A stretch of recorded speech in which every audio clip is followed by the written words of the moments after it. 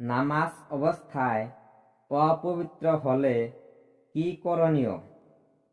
নামাজের মধ্যে যদি কারো হাদাস হয়ে যায় এবং তা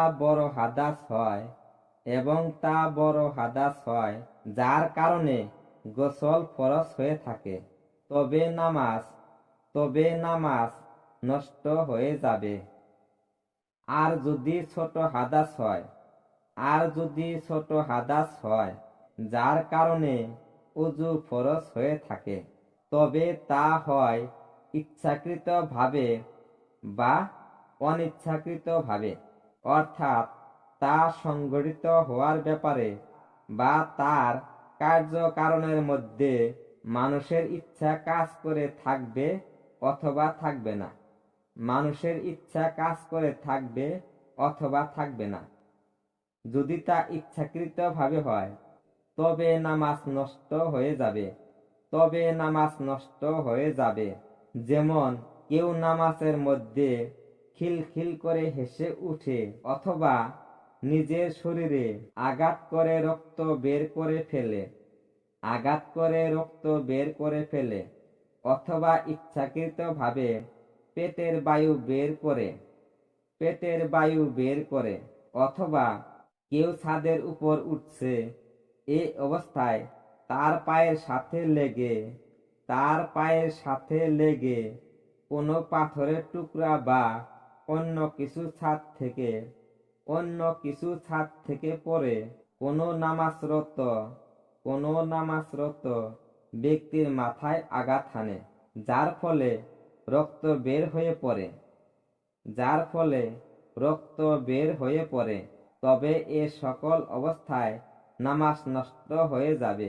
কেননা উল্লেখিত সকল বিষয় মানুষের ইচ্ছার প্রকাশ পায়। আর যদি তা অনিচ্ছাকৃতভাবে হয়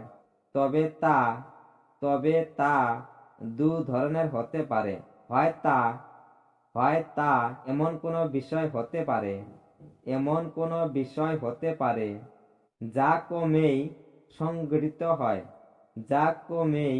সংঘটিত হয়, যেমন পেটের বায়ু, পেশাব পায়খানা, মজি ইত্যাদি বের হওয়া। অতএব এ কোনো বিষয়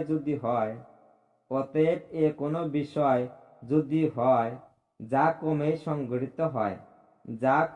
সংঘটিত হয় তবে নামাজ নষ্ট হয়ে যাবে। আর যদি তা এমন বিষয় হয় যা হারে কম সংঘটিত হয় না, তবে নামাজ নষ্ট হবে না। বরং এরূপ ব্যক্তি শরীয়তের পক্ষ থেকে এই এখতিয়ার বা অনুমতি প্রাপ্ত যে সে তার হাদাস দূরীভূত করার পর তার নামাজের অবশিষ্ট অংশ আদায় করে সেই নামাজ পূর্ণ করতে পারবে। এটাকে বেনা বলা হয়। কিন্তু যদি সে নামাজ পুনরায় পড়ে নেয়, অর্থাৎ পুনরায় শুরু থেকে পড়ে, তবে সেটাই উত্তম। আর যদি বেনা করে